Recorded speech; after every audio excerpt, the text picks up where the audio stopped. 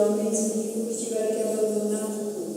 Ele sempre fala que Deus é um rei, que Deus é um homem rico, um Senhor que saiu a servir, um rei, que a gente está falando de Deus. Mas ele usa duas figuras ricas para que mostrem de uma maneira diferente. Ele não está falando que esses senhores ricos aqui eram Deus, é o outro lado dessa história.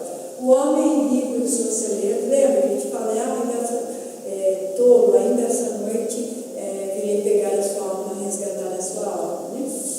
Que nós falamos no início das parábolas. E é assim do rico e o Lázaro. Então, uma enfatiza a ideia que vai ser deixado para trás. Porque lembra que no celeiro eu vou desmanchar os meus celeiros, porque ele tinha colhido muito, né? Vou desmanchar os meus celeiros e vou fazer maior. E naquela noite mesmo ele desencarnaria. Então, tudo aquilo que ele tinha colhido, que ele achava que estava muito rico e que ia ficar folgado por muitos anos, ele não cultivou nada, não recebeu nada, porque naquela noite ele desencarnou. O outro rico é o que ele vai encontrar pela frente, porque nessa nossa parábola do rico lá, nós vamos ver que ele viveu muito tempo do gozo de suas riquezas. O que ele vai encontrar pela frente? Então nós temos duas figuras que mostram exatamente o que nós somos. O que nós deixamos e o que nós encontramos. E nas duas coisas nós temos receio, nas duas coisas nós temos medo, e nas duas coisas nós teimamos por não deixá-lo nem por encontrar. Nós temos medo quando nós vamos nascer, nós temos muita dificuldade de nascer, e aí qual a maior prova disso? Quanto mais medo o espírito reencarnante tem, mais a mãe que recebe o espírito reencarnante sofre. Mais enjoo, mais tortura, mais dor, mais isso, aquele outro, por dor de garganta, infecção, todas essas coisas. O Jorge André já nos ensinou na biologia e na higiene sexual do processo reencarnatório do Jorge André. Ele nos diz que quanto mais dificuldade a mãe tem, mais dificuldade o espírito está tendo, mais medo, mais dívidas ele tem para reencarnar. Então, quando nós estamos encarnados, apesar de nós sabermos que a verdadeira vida é a vida espiritual, quem quer voltar, eu vivo dizendo que vai viver 150. Então, ninguém quer voltar, não desencarnar hoje, por que eu não posso morrer amanhã? Nós temos um monte de piadas que falam assim, anedotas, né, de como o homem enganou a morte, né, de como passou a morte para cá. Então, nós não queremos desencarnar, apesar de saber, termos consciência que a verdadeira vida é a vida espiritual. Nós não queremos, nós vamos adiando o máximo que dá. E agora, com os tempos modernos, com a medicina, é mais do que formal, né? Porque o homem está completamente conservado. Você vê pessoas de 90 anos que você dá 30, de tanto que se prepara, de tanto que se cuida-se fisicamente. Com que estado de alma, de que maneira que se encontra o espírito é outro quesito, é outra questão. E quando nós desencarnamos, e é por isso que nós não queremos desencarnar, nós temos medo do que vamos encontrar. Por quê? Porque nós encontraremos as consequências de nossos atos. Então vamos contar a parábola. A parábola, Jesus conta que havia um homem rico que se vestia de púrpura e de linho finíssimo. Então Jesus está dizendo nessa parábola que além de ser rico, ele era um homem que prezava, que usava a sua riqueza, ele não era água. Ele vestia-se de púrpura e de linho finíssimo. E na época de Jesus, esses dois tipos de tecido aí eram muito caros, tinha que vir lá da Índia, lá do outro lugar, e era muito caro. E ele se empenhava em vestir-se dessa maneira. E que todos os dias regalava-se. Nós também gostamos de regalar, de vez em quando, uma pizza, qualquer outra coisa, né? Eu falo assim, que espírito adora pizza, come-se à vontade, para fazer. Então, ele se regalava esplendidamente, mas também havia perto dele um mendigo, chamado Lázaro. E engraçado as parábolas de Jesus, que de todas as parábolas, acho que só essa que ele dá um nome para o personagem tem nome. Então, chamado Lázaro. coberto de chagas e que estava deitado ao seu portão, desejoso de fartar-se com migalhas que caíam da mesa do rico. Mas ninguém dava. Então mostra que esse mendigo estava no portão, mas se ninguém dava, não era tão próximo. A gente tem uma ideia de que ele estava debaixo da mesa do rico, mas não é verdade. Esse rico deveria morar numa mansão muito longe. Ele via as pessoas transitando de um lado do outro e esperava que sobrasse alguma sobra para ele, mas ninguém lhe dava. E só os cães vinham de lamber as úlceras. Então, toda vez que eu leio esse pedacinho, eu lembro de Chico Xavier, uma vez na missão do afilhado da madrasta dele. Morreu o mendigo e foi levado pelos anjos para o seio de Abraão. Morreu também o rico e foi sepultado. No Hades, estando em tormento, levantou os olhos e viu ao longe Abraão e a Lázaro no seu seio. E clamou: Pai Abraão, tem compaixão de mim. E manda Lázaro que molhe a ponta do dedo e me refresque a língua, porque eu estou atormentado nesta chama. Mas Abraão respondeu: Filho, lembra-te de que recebeste os teus bens na vida, e Lázaro do mesmo modo nos males. Agora, porém, ele está consolado, e tu em tormentos. Demais, entre nós e vós está firmado um grande abismo, de modo que os que querem passar daqui para vós não pode, nem os de lá para nós. Ele replicou: Pai, eu te rogo então que os mande à casa de meu pai, pois tenho 5 irmãos, para os avisar, a fim de não sucederem virem eles também para este lugar de tormento. Mas Abraão disse: Eles têm Moisés e os profetas, ouçam-nos. Respondeu ele: Não, pai Abraão, mas se for alguém for ter com eles dentre os mortos, antes se arrepender. Replicou-lhe Abraão: Se não houve nem a Moisés e os profetas, tampouco se deixarão persuadir, ainda que ressuscite alguém dentre os mortos. Isso está em Lucas, no capítulo 16, de 19 a 31. É uma parábola longa, é uma parábola difícil de explicar. Vamos lá. O rico não foi para o inferno porque era rico, e nem Lázaro foi para o seio de Abraão porque era pobre. É a primeira coisa que nós temos que ter em mente. A gente sempre acha que o rico foi para o inferno porque ele era rico, e o pobre e o Lázaro foi para o paraíso porque ele era pobre. Isso não é verdade. Há multidões de pessoas no céu que foram ricas, exatamente como há multidões de pessoas no inferno que uma vez foram pobres. Como é que nós sabemos disso? Através das reuniões mediúnicas, nos diálogos, nós ouvimos muitas pessoas que vêm nos auxiliar, que vêm nos contar. A própria codificação está cheia de espíritos de luz que ajudaram na codificação, e todos eles eram ricos em suas vidas encarnadas. E nas reuniões mediúnicas também encontramos muitas pessoas que vêm falar do seu sofrimento, do seu tormento, que eram pobres.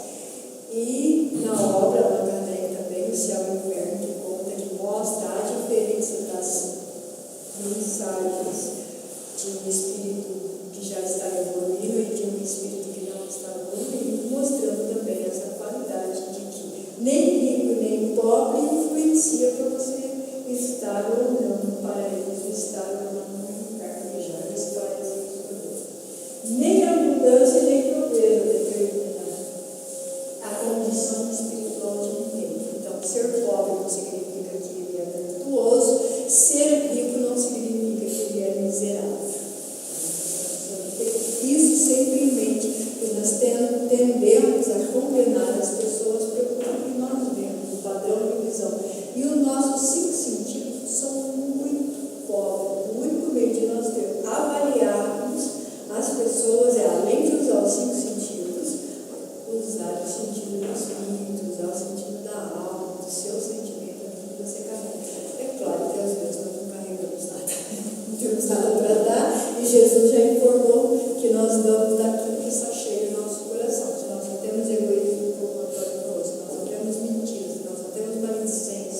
maldade, inveja, ódio, crítica, é isso mesmo que nós damos.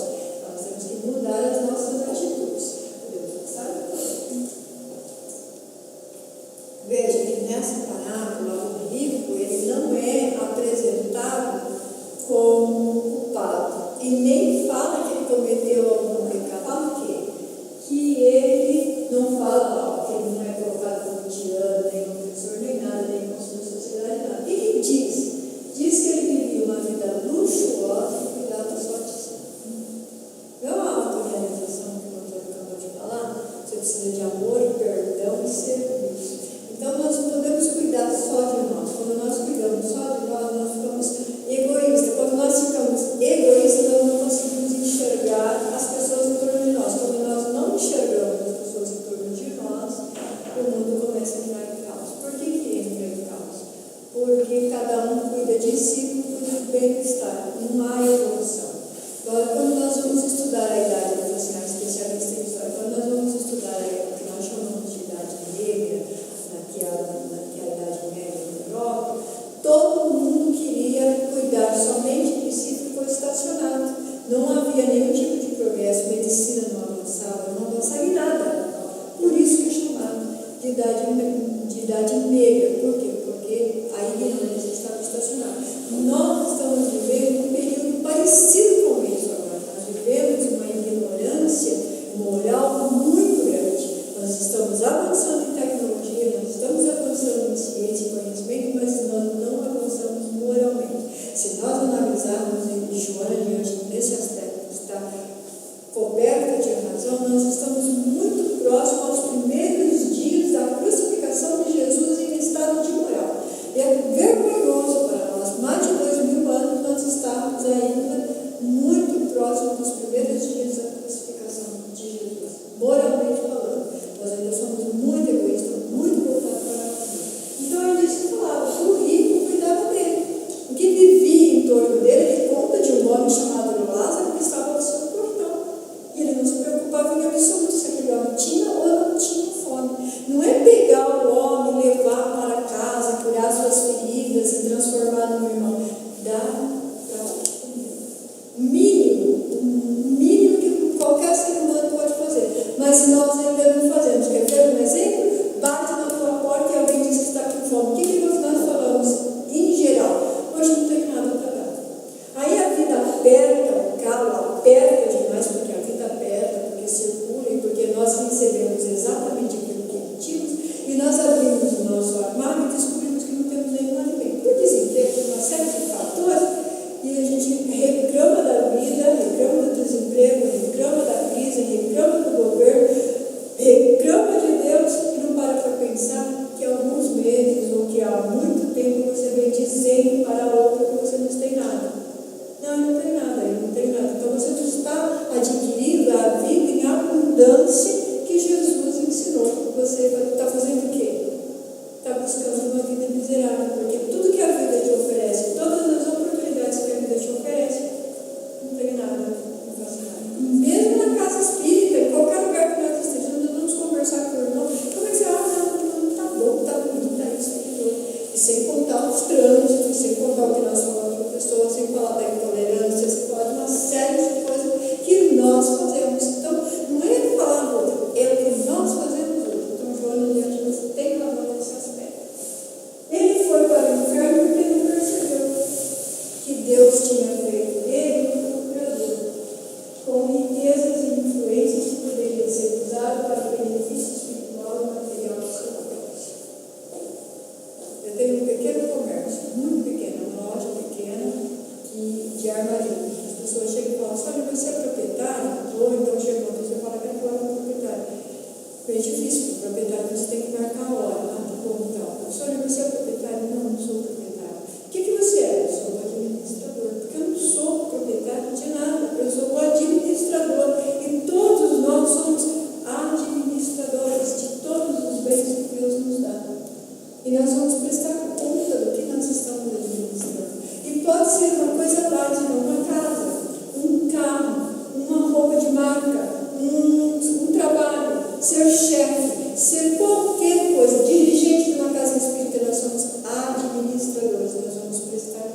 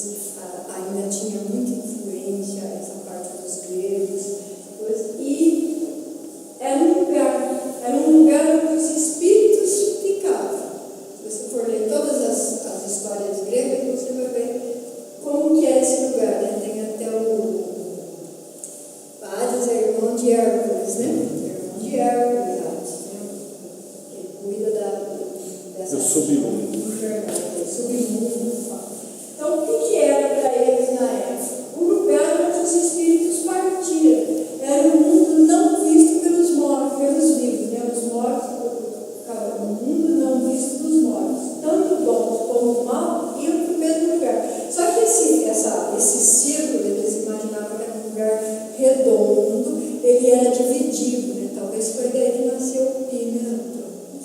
Os gregos são um lugar redondo e ele era dividido. A parte de baixo ficava que seria o tormento e a parte de cima que seria o seio de Abraão, ou seja, o paraíso, porque Abraão é o patriarca, né? Então, os primeiros lá, até muda o nome. Esse reino era único e grande, era dividido em duas esferas: o seio de Abraão, ou paraíso para o justo, e inferno, a morada dos injustos. Você sabe o que significa Abraão? Significa pai de uma grande nação. Por isso que muda, assim, que é em cima dele que é feita a promessa de que viria o Messias, o Salvador. Então ele muda o nome dele de Abraão, pai de uma grande nação. Pode passar. Olha, eles estão numa esfera, uma parte que fica o tormento, a outra parte que fica o seio de Abraão. Essa esfera e a outra esfera tem um abismo. Então a gente imagina que eles imaginavam que era algo que flutuava, mais ou menos igual a nossa Terra, né? A gente imaginar que em torno de nós é um abismo que flutuava. Só que o espaço entre as duas, apesar de ter um abismo imenso, havia um meio de se comunicar. Eles podiam ouvir a voz um do outro, porque a prova lá. O rico fala com Abraão, conversa: pai Abraão, manda Lázaro, né? Molhar a mão lá na água e pôr na boca dele. Então o que ele fala? Mandasse Lázaro aliviar a sua angústia. Então isso significa que além do espaço vazio dividido dos lugares, as vozes podiam ser ouvidas distintamente. Será que entre nós encarnados e os desencarnados não há um espaço imenso e nós não ouvimos esta voz? O médium que escuta a voz dos espíritos está ouvindo através desse vazio, através desse abismo. Com perfeita inteligência espiritual, Abraão sabia tudo que prospera no mundo do rico. O que o Kardec fala quando ele vai falar a escala evolutiva dos espíritos? Os inferiores, os mais baixos, não podem ter acesso, não conseguem saber nada dos espíritos elevados. Mas os espíritos elevados têm acesso a tudo e a todos. Não é isso que ele fala? Já nessa época, Jesus já estava esclarecendo. Viu por que essa parábola é difícil? Então, Abraão sabia tudo da prosperidade do rico, como sabia da miséria de Lázaro. E disse ao primeiro que se lembrasse do passado, como ele vivia só se regalando, só cuidando de si, e também remete à lembrança de como Lázaro vivia também. Ele já curtiu, ele já teve os seus males. E que constituía, e essa lembrança, lembrar de que maneira que ele viveu a vida, é que causava o tormento, é que causava o mal-estar. Ele não estava no seio de Abraão porque ele foi condenado. Na parábola não diz que ele foi condenado, não diz que ele é um monstro, não diz que ele fez errado, não diz que ele é um pecador. Ele não estava lá porque o seu sentimento de culpa não permitia. É isso que aconteceu. E nós fazemos isso. E é o nosso sentimento de culpa que nos impede de progredir. Nunca se esqueçam disso. Porque nós ficamos tanto tempo remoendo a nossa culpa que esquecemos de ver a solução ao nosso verdade. Errou, começa de novo, faça nada bom. Só que é difícil nós fazermos isso. Nós ficamos remoendo. Todo instante a gente lembra do erro que cometeu. E cada vez que nós lembramos do erro que cometemos, nós regredimos, ou estacionamos, ou paramos um passo, não progredimos. Daí que quando a gente diz errou, o passo mata o rumo, é esta função. O espaço vazio é intransponível. Consciente da sua condenação, o rico pede que Lázaro seja liberado. Que interessante, né? Jesus conta que é possível, porque ele não ia dizer que um rico falou que podia liberar se ele não tivesse conhecimento disso. Então mostra que desde que o homem é o homem de todos os tempos, ele tem consciência de que ao desencarnar ele continua inteiro. Ele continua ciente de si e que essa ciência pode, ou essa consciência pode realmente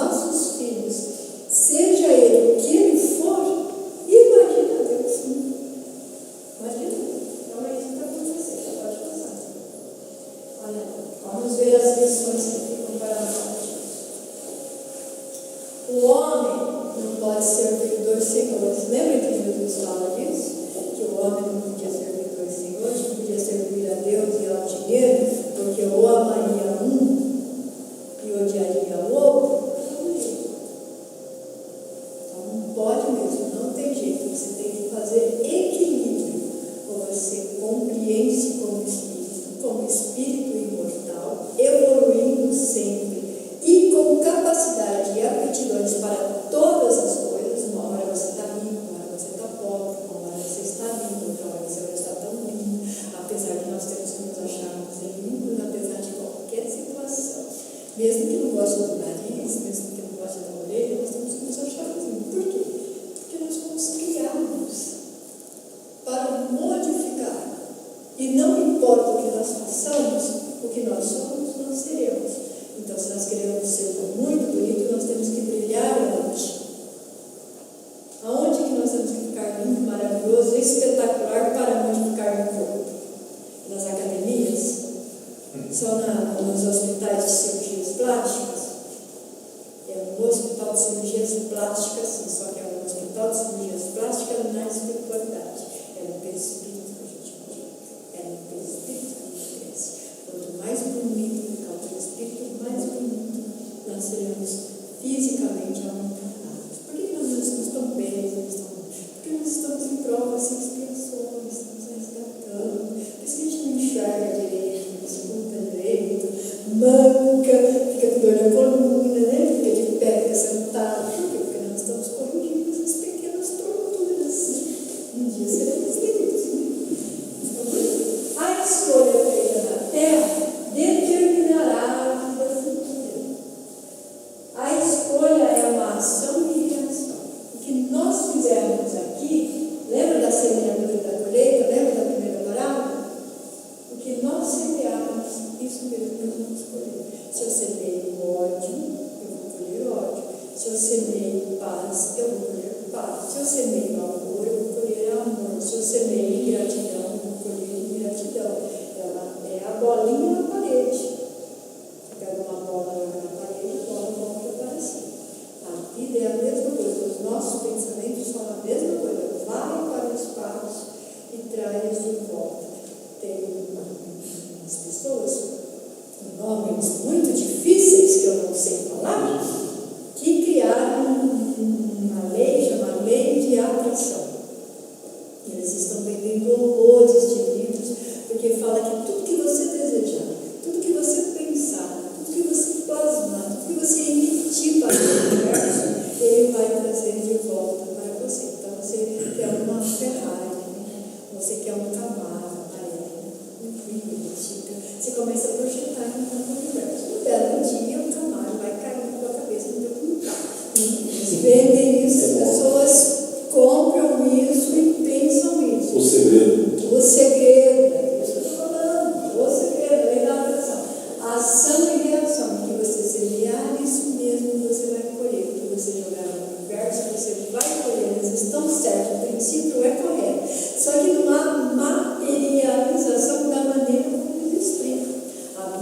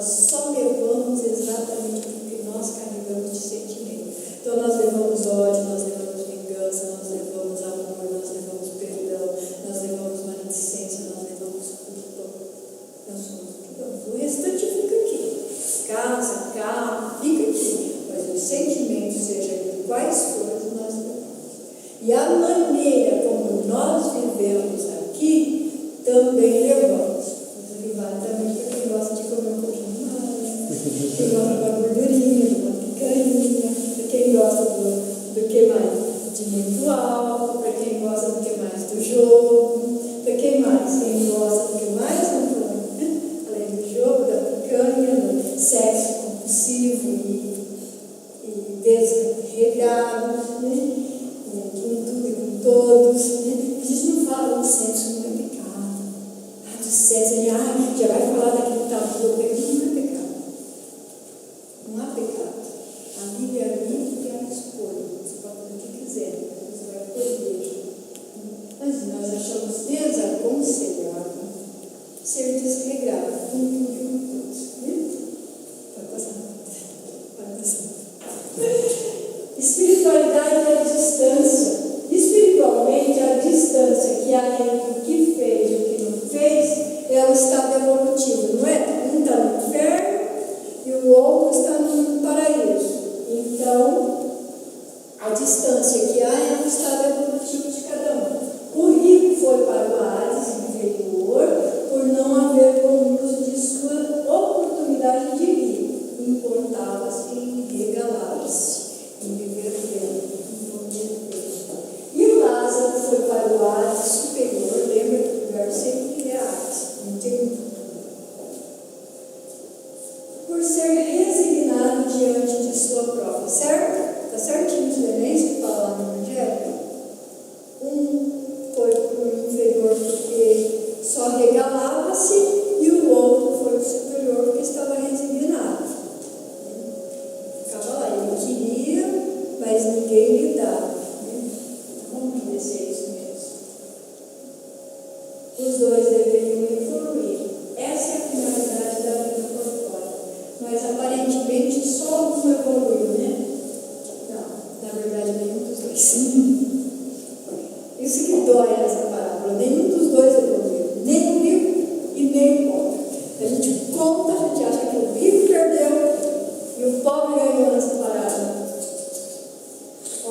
Diz que um foi para o seio de Abraão. Não diz que ele foi um pecador arrependido. Lembra da nossa parábola da ovelha? Se arrepender. Não diz que ele era um pecador arrependido. Diz apenas que ele foi para o seio de Abraão. Só isso. Nem diz que ele encontrou o tesouro. Lembra da parábola do tesouro? O grande tesouro escondido, que o cara foi lá e vendeu tudo que tinha para achar o tesouro. Lembra da parábola da pedra de grande valor? O mendigo não tinha nenhuma dessas coisas. Nem era um pecador arrependido e nem tinha um grande tesouro. Então ele não evoluiu. Ele apenas voltou de onde saiu. Todos nós saímos da espiritualidade. E nós podemos voltar evoluídos, com grande aprendizado. O amigo espiritual chega assim para nós, e nesse momento a gente fica torcendo que não seja nem o caminho, nem a jornada de ângelos, e muito menos o humano, que fala: você acertou, você errou, opa, você acertou. Não é assim? E quando nós chegamos na espiritualidade, nós queremos que o nosso amigo espiritual, que seja bem paterno como o Abraão, que o Abraão aí é o amigo espiritual do Lázaro, né? Que ele seja bem paterno e você acertou, e agora vai ter uma próxima encarnação bem tranquila, bem feliz, bem light. Não é assim que nós esperamos? Todos nós esperamos. Se alguém falar que não espera chegar na espiritualidade e passar por trás do umbral direitinho, uma colônia daquelas bem boa, não é um bom espírita, porque todo bom espírita quer pular o umbral. Então, ele apenas voltou de onde saiu. Pode-se dizer então que ele se omitiu? O pobre se omitiu? Ele não agravou a vida dele. Ele se omitiu. Ele não evoluiu nada. Por quê? Vamos pegar um pobre de hoje. Você conhece uma pessoa pobre, às vezes até bastante miserável mesmo, que trabalha, que batalha, que é resignado, que vai para a igreja, que ajuda, que faz caridade, que arregaça a mão. Ele não pode doar dinheiro, ele não pode fazer nada, melhor é eu que monto a barraca, eu que vendo, eu que faço aquele outro, mas está sempre com a mesma roupa, está sempre com o mesmo sapato, troca de sapato quando não dá mais para esconder o furo, coisa maravilha, nota mil. Você nem lembra que ele é pobre, você nem lembra que ele mora no Golgota, você está. Por quê? Ele trabalha, ele vence, tem doença de livro, coisa parecida e batalha. O Lázaro aqui não fazia nada, ele ficava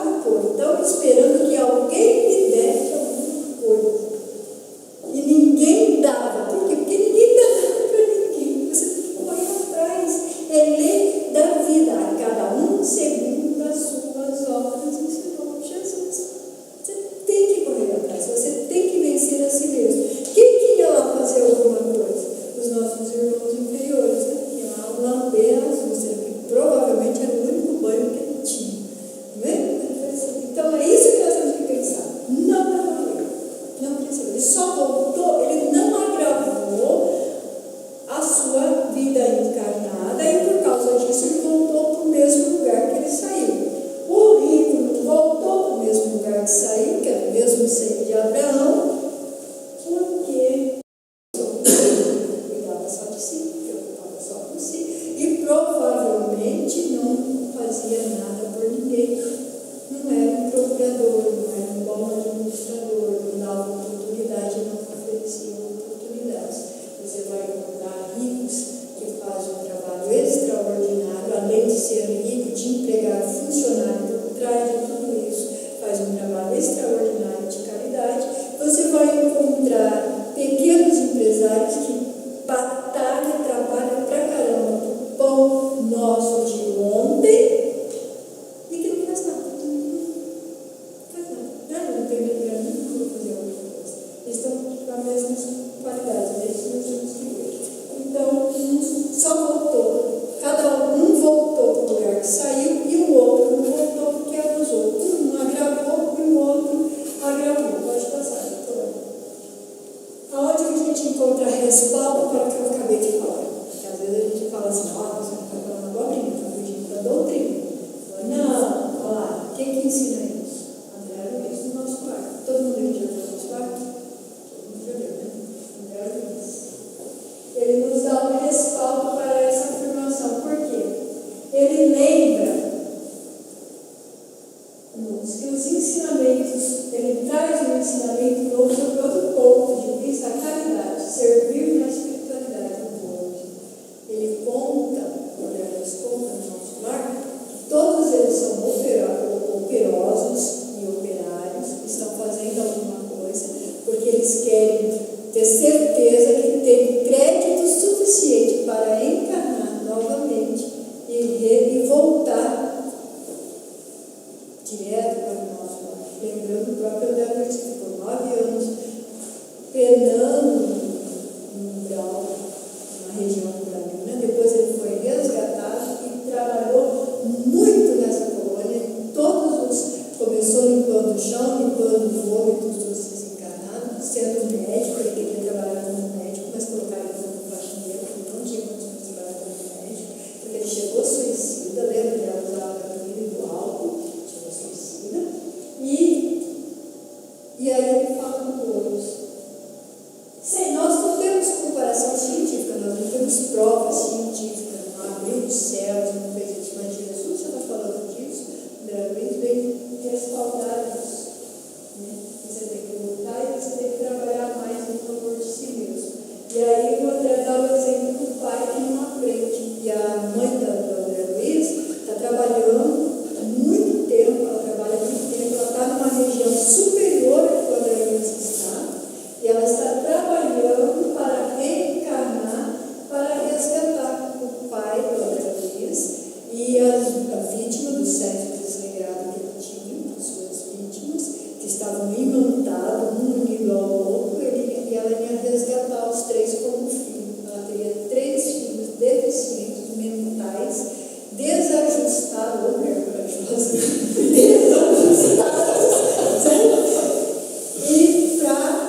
e ela trabalhou muito para conseguir isso, muito mesmo, incentivando o próprio André trabalhando nisso. Eu continuo achando que ela não é corajosa, ela ia ser mostrando que o mundo não para, que a gente trabalha.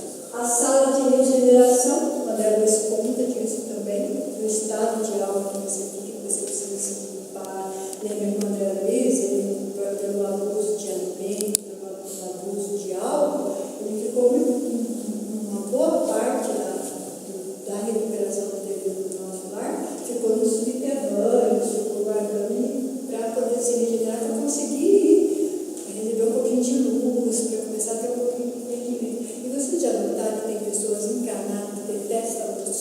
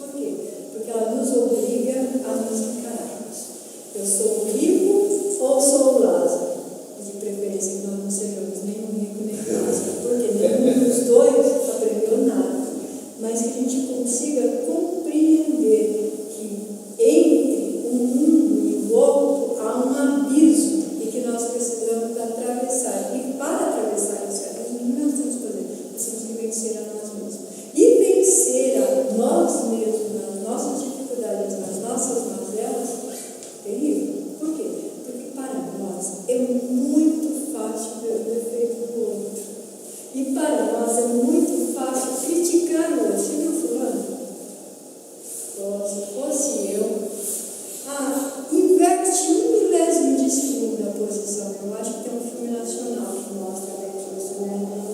Com a Glória Pires e o Tonino Ramos, esqueci o nome do filme.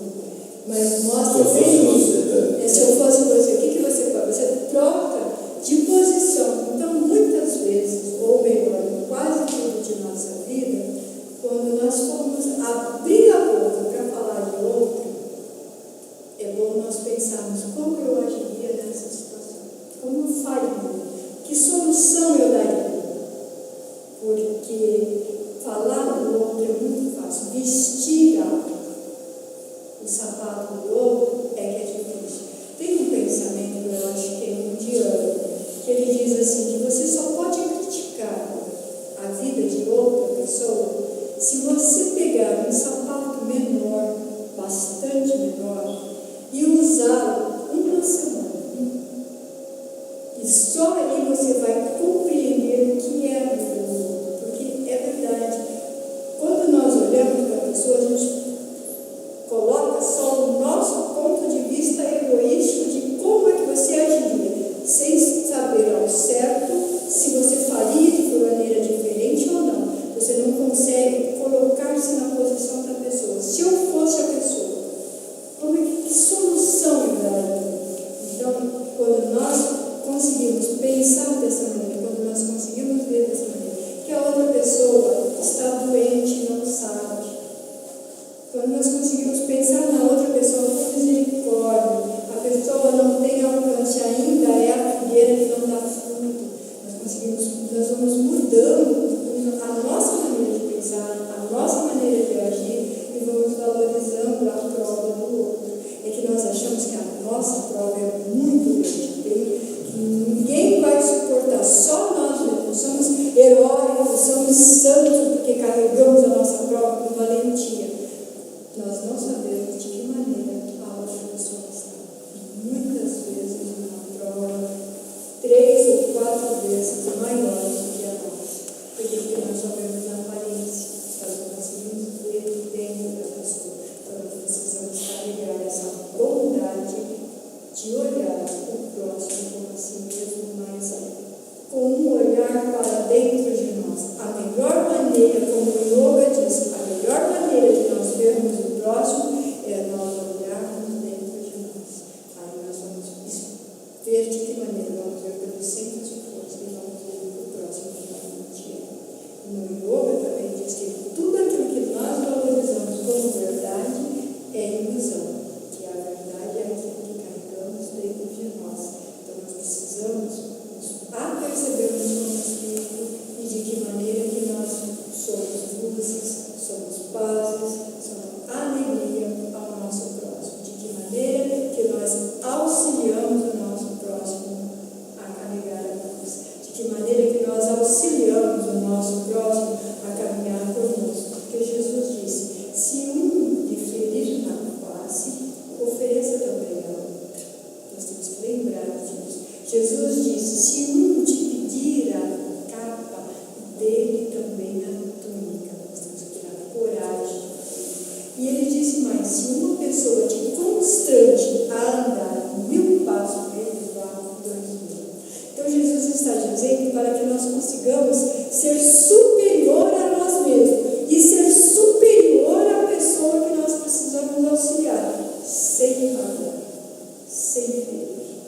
Porque da maneira como tu olhas o teu próximo, da maneira como tu auxilia o teu próximo, desta maneira mesmo tu serás olhado, e dessa maneira mesmo tu serás auxiliado, porque ele disse a cada um segundo as suas obras. E ele diz, a mesma medida que medides, serás medido.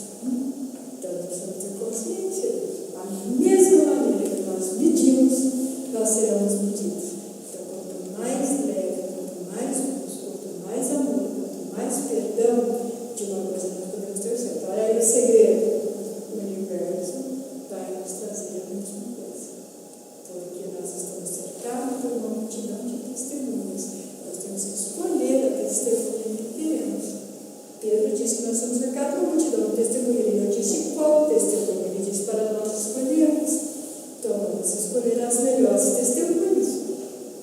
minhas melhores testemunhas. Então, os antigos chamavam de anjos, porque nós chamamos de espíritos amigos, é que as outras religiões chamam de mártires, chamam de Espírito Santo, chamam de santos. Então, todo homem, em qualquer religião, tem consciência de qual é a melhor companhia que nós devemos, a melhor testemunha que nós devemos escolher. Mas a gente sempre acaba escolhendo os morcegos ficando. Vamos deixar os morcegos de lado e escolhermos só os anjos celestes. E sim, muitas vezes eles têm asas, nem visão de ótica, porque se nós brilharmos, se nós pegarmos os nossos centros de força e fazermos com que eles dilatem completamente e circulem em velocidade de amor, de perdão e de serviço, o médium clarividente ou o médium vidente vai ver atrás de si como uma imensa asa, que é o reflexo das nossas energias que carregamos. Certo? Todo mundo acordadinho? Vamos viajar aos paus de Jesus? Vamos lá? Essa é a melhor parte do nosso momento. É a parte que Jesus vem nos abraçar com aquele amor extraordinário que Ele tem por nós. Vamos explicar, fechar os olhos. Querido Jesus, amigo infinito do universo, tu que vieste das regiões que chamastes de céus, regiões siderais, extraordinária em beleza, em pensamento, em amor e luz, renunciaste a si mesmo em favor de nós e vieste ajudar a construção da nossa terra, a nossa amada escola, que muitas vezes pichamos, que muitas vezes esquecemos dela, deixamos suja, abandonada, encardida pelos cantos. E muitas vezes esquecemos de nós também, que somos espíritos, pronto, criado para a felicidade, criado para o amor, criado para a alegria, criado para viver em teu seio, em felicidade. Mas como que estamos teimosos? Como que teimamos em rastejar? Como que gostamos das coisas menos agradáveis? Como que o orgulhismo, a maledicência nos cala fundo ainda e enche de gozo a nossa alma, sem nos fazer pensar que depois muitas lágrimas vamos de resgatar em choro contínuo, em doenças tristes, em solidões amargas, em incompreensões doídas. Ah, Jesus, ai, amor, tantas vezes nós achamos que Tu és responsável pela nossa infelicidade. Tantas vezes Te acusamos de Te esquecer-se de nós, esquecendo que nós mesmos lhes damos as costas e escolhemos caminhos outros, caminhos enganosos, as portas do fundo da verdade obscura, e caímos em abismo, nos perdemos nos solos abismais de todos os nossos vícios, de todas as nossas preferências, e não temos forças suficientes para pensar o quanto que nós seríamos belos, e quanto que nós brilharíamos, e quanto que nós seríamos angelicais à Sua presença, se escolhêssemos o amor, se escolhêssemos o perdão, se escolhêssemos o serviço em prol de Ti. Ah, Jesus. Ai, amigo, como nos dói dizer a cada dia que mais erramos do que acertamos. E muitas vezes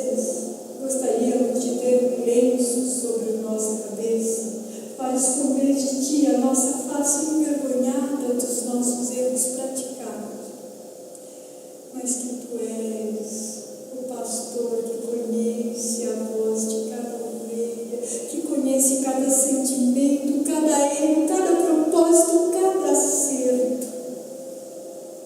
E Tu sempre nos estende a mão. E ao estender e tocar em nós, é a gota orvalada da pérola de grande valor. Brilhamos por causa de Ti, ficamos felizes por causa de Ti, que continuamente dás Sua vida por nós e continuamente envenenamos a taça da vida que Tu nos deste. Que possamos, Senhor, pegar desse cálice, abraçá-lo com profundidade, como Tu fizeste no Monte Tabor, aceitando o sacrifício de nos mostrar o que é renunciar a si mesmo, e a nossa taça, que possamos carregá-la com alegria, com amor, Te ofertando na mesa que colocaste para nós, a festa onde nos convida, e que nós possamos entrar com a roupa de gala, com a roupa da resignação, da aceitação e da compreensão. Deus, ansiamos para estar contigo, mas ainda o nosso pé se volta para mostrar o nosso passado menos digno e aquele que nos compraz. Então nós Te pedimos encarecidamente, dai-nos força, dai-nos alegria, dai-nos coragem, Senhor, para estar contigo, para que quando nós conseguirmos finalmente, na ponte da ascensão, chegarmos nas grandes esferas, possamos olhar para Ti com um sorriso de felicidade e dizendo: vencemos, eis-me aqui. E ao entregarmos a nossa vida a Ti, como Paulo fez há tanto tempo, como Francisco, como Dávila, como Teresa de Calcutá, tantos homens, tantas mulheres vitoriosas que nos servem de exemplo, que está em Teu seio, evoluindo ainda e nos ensinando, jogando a todos os momentos as grandes pérolas da vida. Que nós possamos nessa manhã sorrir e dizer: Jesus, Tu és o nosso amigo, e nós agora também somos o Teu amigo.